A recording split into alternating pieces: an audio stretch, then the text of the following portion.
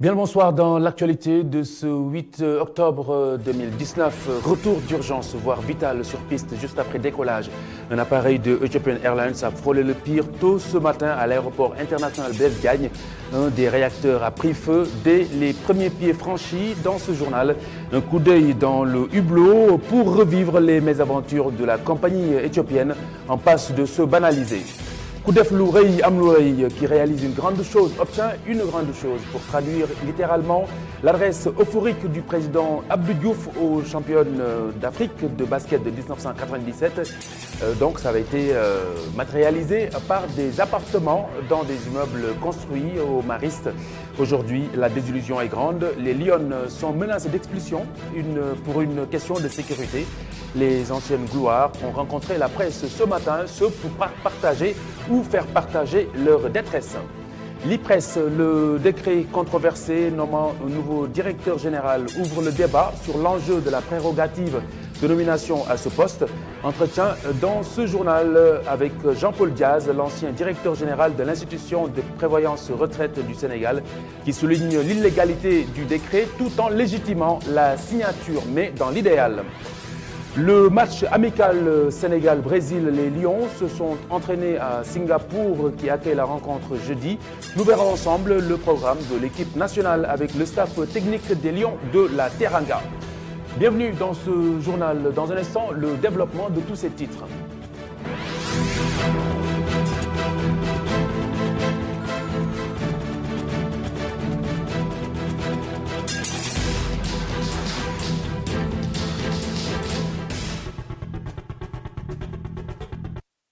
Le vol ET908, un Boeing 767 de la compagnie Ethiopian Airlines, a frôlé le crash ce matin à l'aéroport international Blaise Diagne AIBD. L'un des réacteurs a en effet pris feu juste après le décollage. L'appareil était à destination de Bamako où il devait effectuer une escale avant sa destination finale, Addis Abeba. Un climat de panique a régné donc ce matin à l'aéroport de Diass après cet incident. El Hadj Malick Cissé. Le réacteur droit du Boeing 767-300 de la compagnie Ethiopian Airlines explose au décollage de l'aéroport international Blaise Diagne. Et c'est le sauve-qui-peut. La peur se lisait sur les visages. Le vol ET908 avait quitté AIBD, direction Addis Abeba, avec escale à Bamako au Mali. Les témoins sont formels. L'avion ne pouvait plus prendre de la hauteur après l'explosion. L'équipe de pilotage a dû manœuvrer avec beaucoup de difficultés pour enfin réussir à poser l'avion au sol avec une grande panique à bord. Une fois au sol, les sapeurs-pompiers ont rejoint l'appareil, mais ont eu du mal à maîtriser les dégâts, car n'ayant visiblement pas le matériel adéquat, s'est inquiété un des passagers. Il y avait environ 75 passagers à bord. Ce type de dysfonctionnement serait fréquent, selon certains témoignages sur Twitter. C'est le cas de Sherfal. J'ai vécu pareil avec Fly Ethiopian, même appareil. Notre pilote était obligé de faire demi-tour sur Addis Abeba après avoir effectué 2 heures de vol. Ce problème devient récurrent et c'est inquiétant. Faut une mesure rapide. Composé en majorité d'étrangers, les 75 passagers ont été acheminés par la compagnie éthiopienne à l'hôtel Radisson Diamniadio, où ils devront se remettre de leurs émotions et prendre leur mal en patience au moins jusqu'à demain. Au même moment, des passagers de nationalité sénégalaise ont préféré rentrer directement chez eux en attendant d'y voir plus clair. El Hadj Malick Cissé, l'incident n'a pas eu d'impact sur les opérations d'exploitation selon des sources aéroportuaires. Le programme des vols suit son cours donc à l'aéroport de Diass. Ethiopian Airlines, malgré son standing international, n'a cessé d'essuyer du plomb, des incidents majeurs depuis 2010 et plus de 400 morts depuis la création de la compagnie en 1945.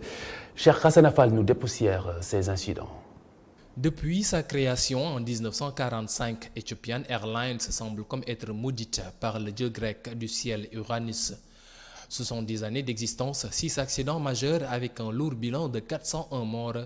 Tout commence le 15 septembre 1988 quand les 2 moteurs d'un Boeing 737 d'Ethiopian Airlines décollant de Bahar Dar ont happé de nombreux pigeons au vol. À la suite d'un atterrissage forcé, 31 des 105 passagers ont trouvé la mort. Le 23 novembre 1996, 3 pirates de l'air détournent un Boeing 767 d'Ethiopian Airlines.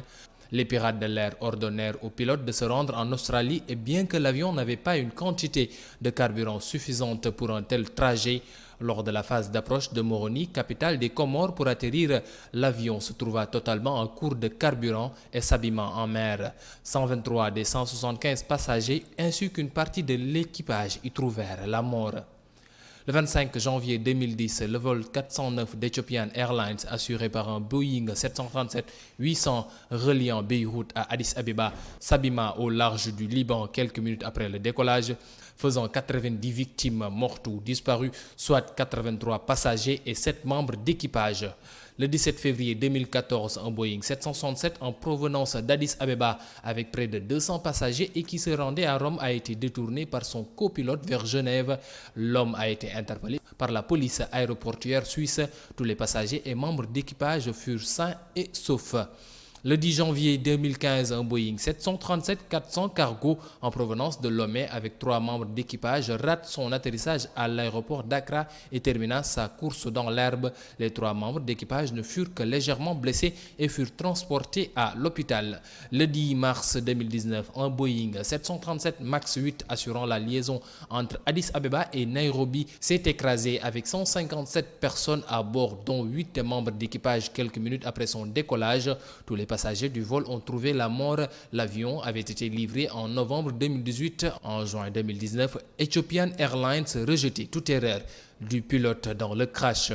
À ce lot d'accidents vient s'ajouter l'atterrissage en urgence d'un Boeing 767 de la compagnie aérienne à Dakar à cause d'un incident sur un des moteurs de l'avion. Tout à fait autre chose. Les championnes d'Afrique de basket de 1997 dans le désarroi, la récompense d'alors des immeubles aux Maristes sont dans un état de délabrement avancé. L'État, pour leur propre sécurité, souhaite leur départ, ce pour réflexion. Seulement, les anciennes gloires ne sont pas du tout convaincus par la proposition de relogement émise par les autorités sénégalaises. Augustin Mandang et Mamadou Bipa Sissoko étaient à la conférence de presse tenue ce matin en fin de matinée. Les anciennes gloires du basketball féminin logés dans les HLM Maristes sont actuellement dans le désarroi. Ils sont menacés d'expulsion. Depuis 1997, notre ancien président, le président Abdou Diouf, nous avait offert ses appartements pour services rendus à la nation. Mais depuis, comme je l'ai dit, quelque temps, nous vivons des moments difficiles. Après tout ce que nous avons fait pour notre pays, si aujourd'hui notre pays veut nous ridiculiser en nous mettant dehors, c'est cette raison qui nous a poussé aujourd'hui à tirer la sonnette d'alarme. Afin de trouver un consensus, elles implorent une transparence de la part des autorités. Nous ne refusons pas de sortir. Mais quand même, si la SNHLM va jusqu'à nous demander quand même de quitter les lieux, nous voulons tout simplement savoir où est-ce que la société de la SNHLM va nous mettre. Parce que si les habitants des HLM Maristes quand même sont allés quand même jusqu'à être confiants, c'est-à-dire d'habiter ce site, c'est grâce à nous, les Lions. L'ancien président de la Fédération sénégalaise de basketball était présent pour leur apporter son soutien. Je ne comprends pas l'attitude, moi, de la tutelle qui devait être là aujourd'hui pour être avec eux dans cette bataille. Et pour ceux qui ne le savent pas, eh bien moi je vais vous dire l'histoire de ces maisons. Parce que j'étais au cœur de cette affaire-là. J'étais l'un des premiers à savoir que les Lions vont être récompensés d'une maison. J'étais le premier à le savoir. Le hasard a fait que j'étais dans la maison du ministre de l'époque, Ousmane Paye. Et dans une discussion comme ça, il me dit, tu sais Baba, ce que j'ai l'intention de faire. Je dis quoi? Il me dit, les Lions viennent de gagner la Coupe d'Afrique. Je vais proposer au président de leur offrir des maisons. J'en ai parlé au directeur des HLM à l'époque. Pour rappel, c'est à la suite de la victoire à Nairobi en 1997 à la finale de l'Afrobasket que le président d'alors, Abdou Diouf, leur avait octroyé ces maisons. Marché de Grand Yoff, les eaux usées inondent les allées et atmosphère hostile au bien-être, mais également à la santé, bien entendu, surtout celle des commerçants dont c'est le quotidien. Les riverains alertent. Séléman Diallo et Tidiane Cissé.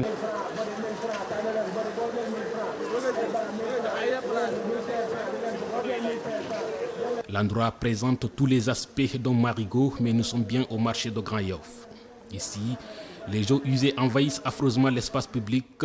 Les commerçants et les clients ne supportent plus. Cette situation, nous la vivons depuis plus de 10 jours. Personne ne peut respirer à cause de l'odeur nauséabonde.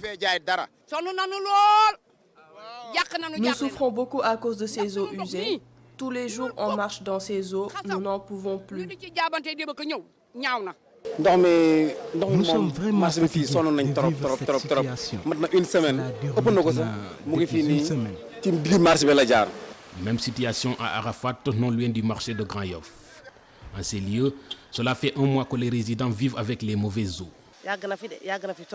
Nous sommes fatigués. Moi, ma mère est tombée malade à cause des mauvaises odeurs. Les enfants, eux, tous les jours, ils sont malades.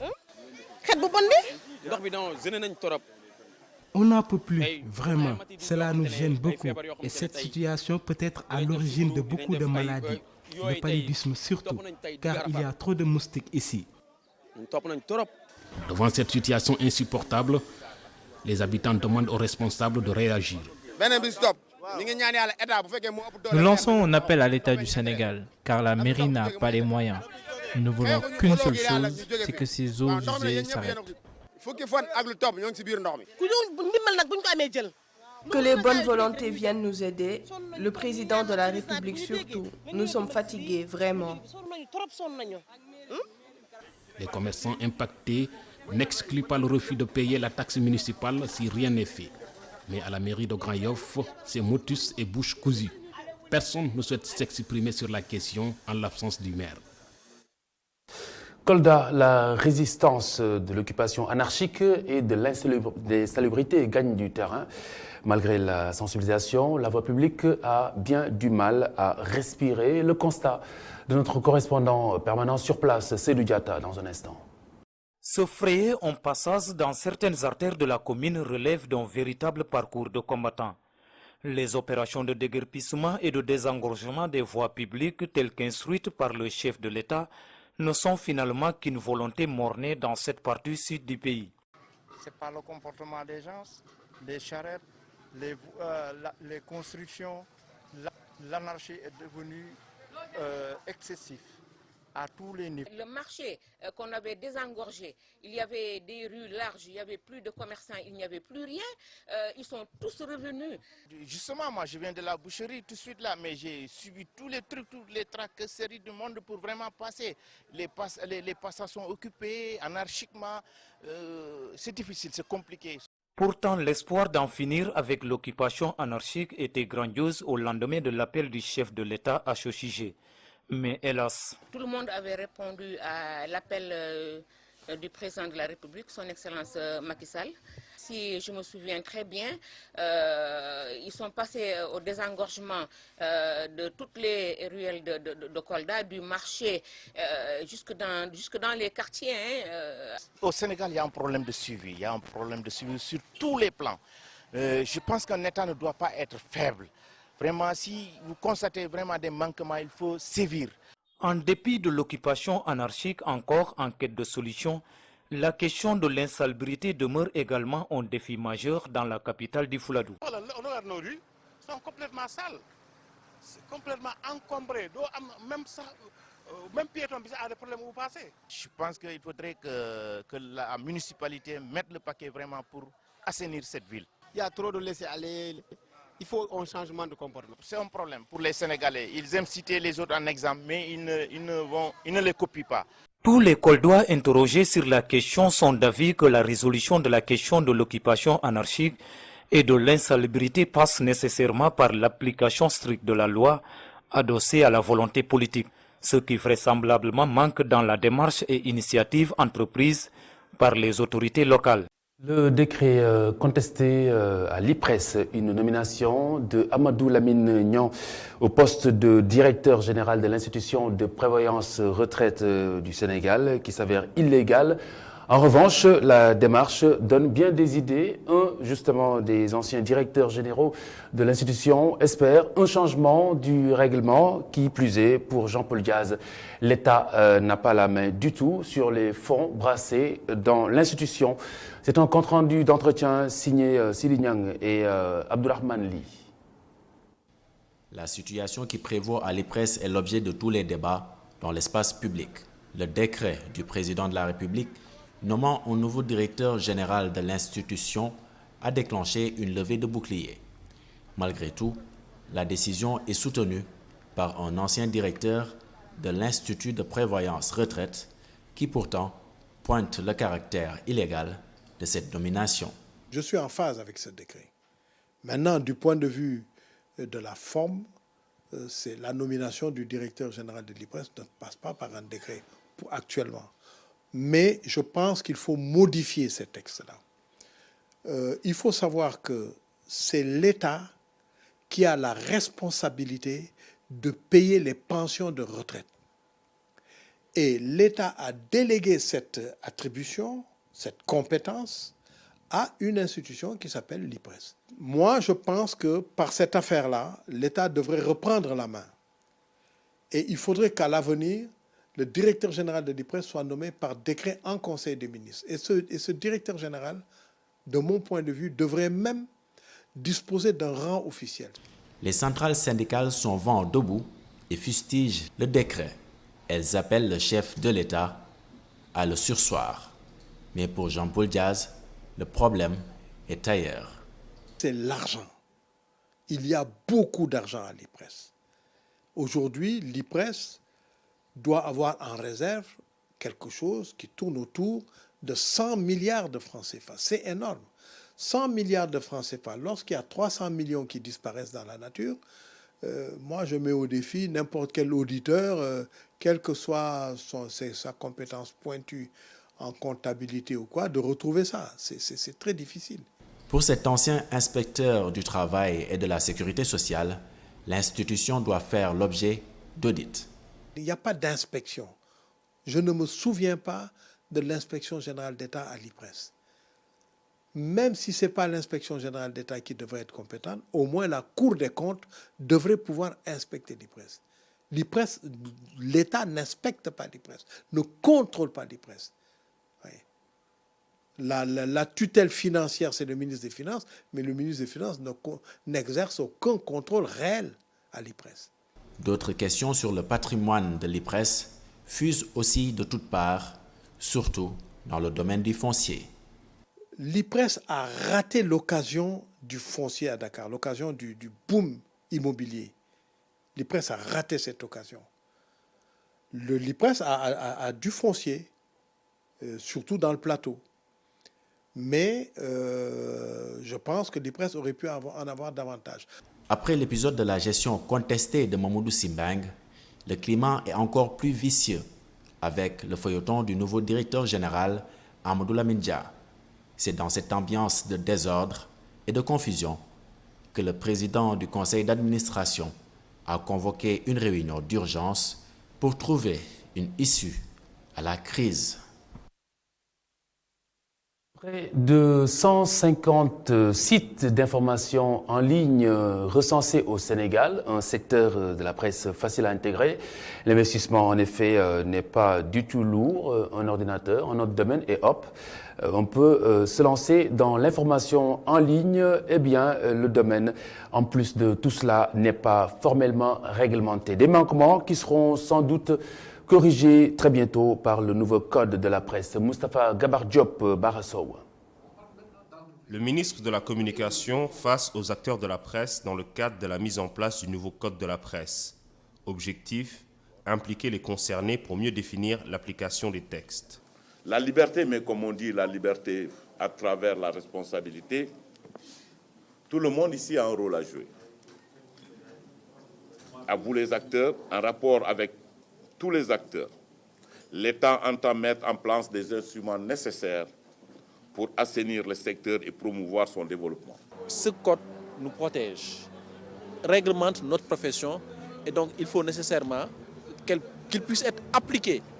Et le président, s'il nous entend, qu'il vraiment signe les décrets qui restent et que le ministre aussi prenne les arrêtés qui restent et que l'Assemblée vote les lois qui restent pour son application et qu'on passe vraiment à l'application du code dans son entièreté.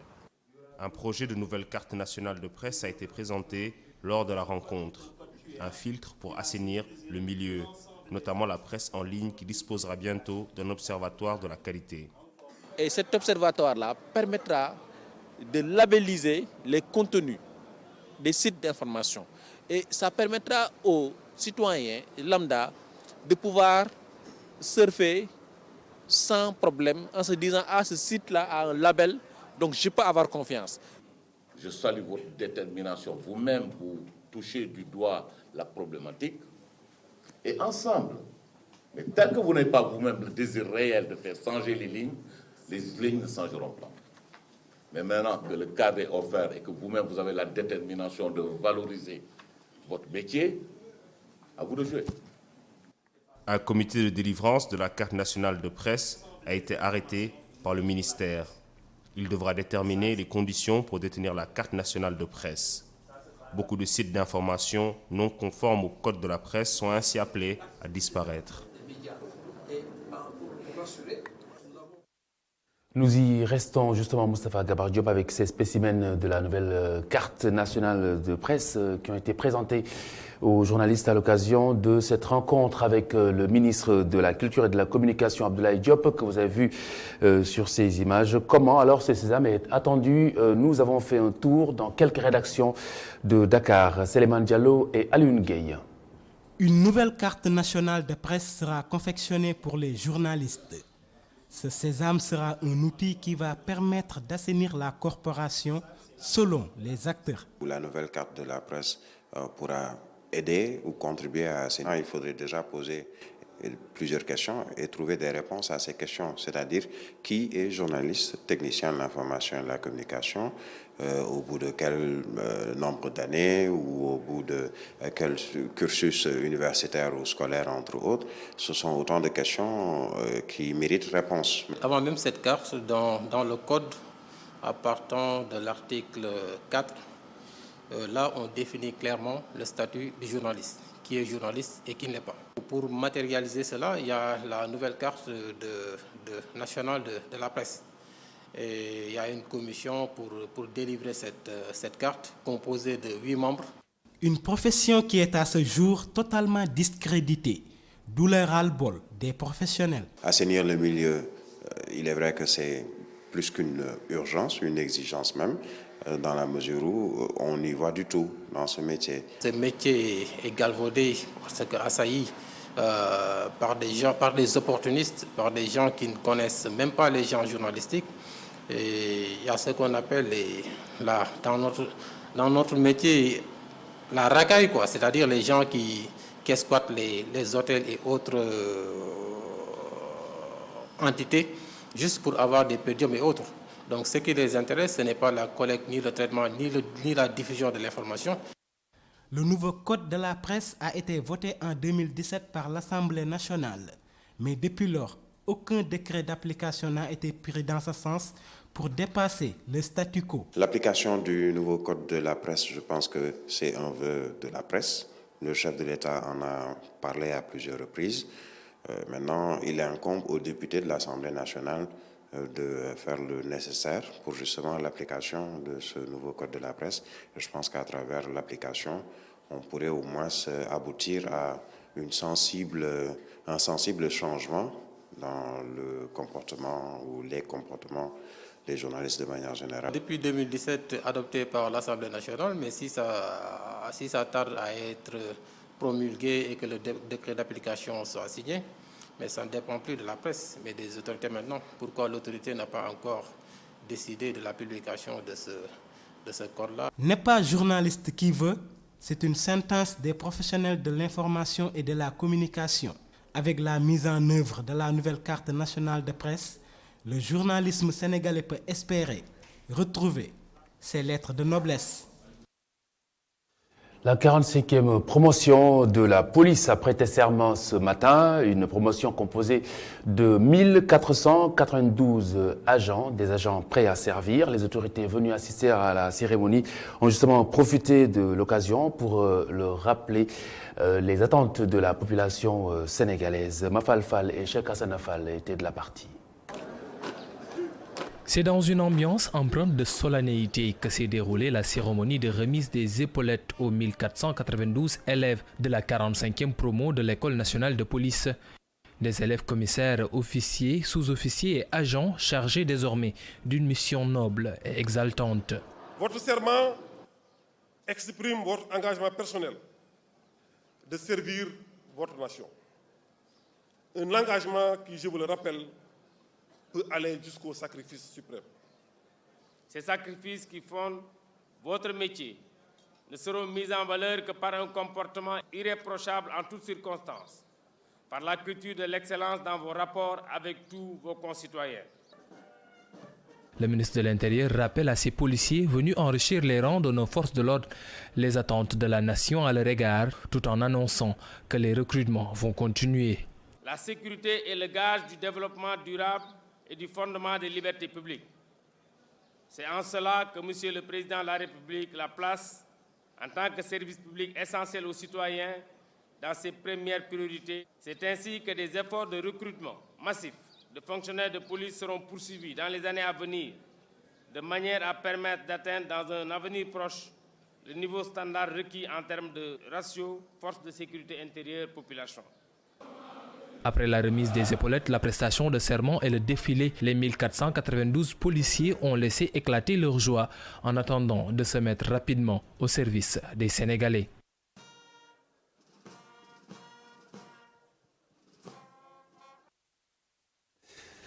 Le pool d'avocats de Ousmane Sonko interdit de conférence de presse, décision du bâtonnier de l'ordre des avocats. Selon Maître Ousseynou Fall, ils avaient pourtant fait toutes les démarches nécessaires pour pouvoir tenir cette rencontre avec les journalistes. Écoutez-le au micro de Augustin Mandang et Pape Ibrahim Ndiaye. C'est à la dernière minute que le secrétaire général de l'ordre nous a appelés pour nous informer de l'interdiction de la tenue de cette conférence de presse. Nous sommes vraiment désolés de devoir reporter cette conférence de presse parce que nous aurions tant aimé apporter un tant soit peu d'éclairage sur cette affaire dite des 94 milliards. Malheureusement, je ne peux pas aller plus loin, je ne peux pas déplorer le sujet parce compte tenu du respect de cette interdiction.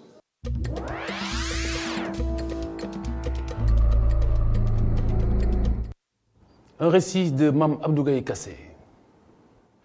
Le Rwanda lance le tout premier smartphone entièrement fabriqué en Afrique. Il s'agit des smartphones Mara X et Mara Z qui vont utiliser le système d'exploitation Android de Google. Ils vont coûter respectivement 115 000 et 80 000 francs. Ces smartphones sont fabriqués par la société technologique Mara Group. C'est le tout premier fabricant de smartphones en Afrique.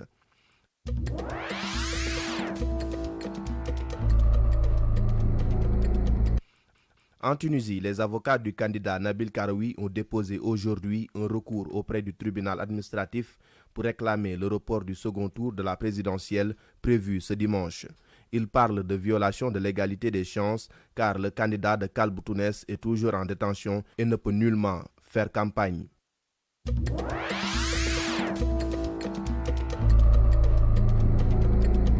L'actualité internationale hors d'Afrique. En France, Emmanuel Macron a rendu hommage ce matin aux 4 fonctionnaires de la préfecture de police de Paris tués par un collègue. Cette cérémonie d'hommage sous une pluie fine s'est déroulée en présence des collègues, familles et proches. Accompagné de plusieurs ministres, parmi lesquels le chef du gouvernement Édouard Philippe et le ministre des Armées Florence Parly, le président français a invité ses concitoyens à faire bloc. Emmanuel Macron a aussi promis un combat sans relâche face au terrorisme.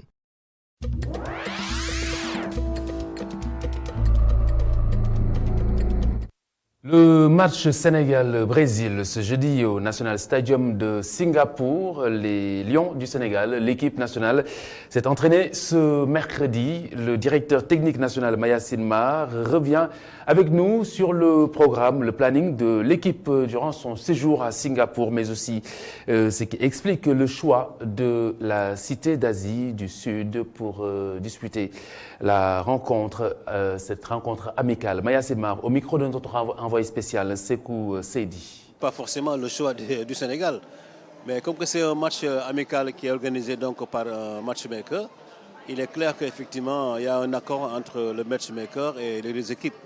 Et le choix de Singapour, effectivement, c'est parce qu'ils ont envie d'abord de changer et ensuite le Brésil souvent joue des matchs amicaux en dehors du Brésil, dans des villes comme Singapour ou bien comme Malaisie.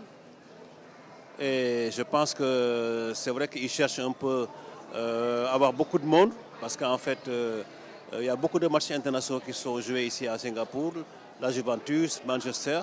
Et naturellement, donc, le choix est porté sur Singapour. L'équipe arrive cet après-midi, effectivement. Donc on est là donc, en avance pour 24 heures pour naturellement voir l'hôtel, donc le dispositif, discuter, voir également aussi si le menu est prêt, les chambres, les clés des chambres, exactement. En tout cas, pour préparer l'arrivée, de telle sorte que les joueurs vont arriver, effectivement, et vont aller directement dans leur chambre. Et cet après-midi, il n'y a pas une séance d'entraînement qui est prévue. Mais demain, l'équipe va s'entraîner à 20h. Et Inch'Allah, également, le match se jouera le 10 à 20h. Vous aurez compris le décalage. Alors l'équipe nationale du Sénégal donc, est bien arrivée à Singapour aujourd'hui même.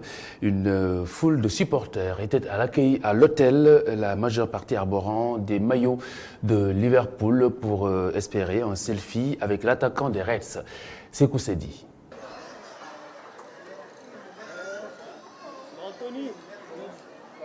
C'est à 15h heure locale que l'avion des Lions a atterri à l'aéroport Changi de Singapour. À son bord, 21 joueurs seulement à cause des forfaits de Mbaye et Edouard Mendy. À son arrivée, l'équipe a été accueillie par la délégation de la Fédération sénégalaise de football.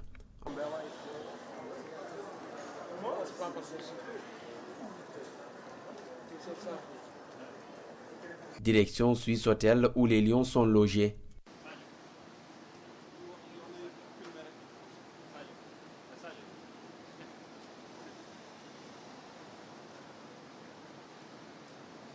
À leur arrivée à l'hôtel, une foule attendait déjà les finalistes malheureux de la dernière CAN.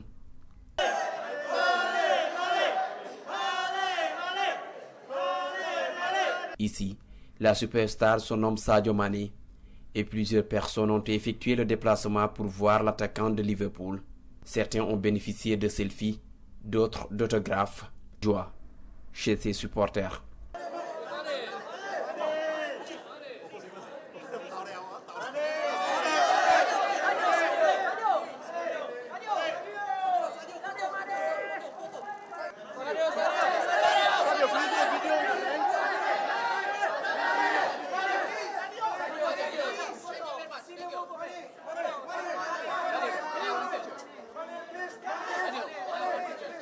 I'm here looking for Sadio Mane because I'm a Liverpool fan, so I love him.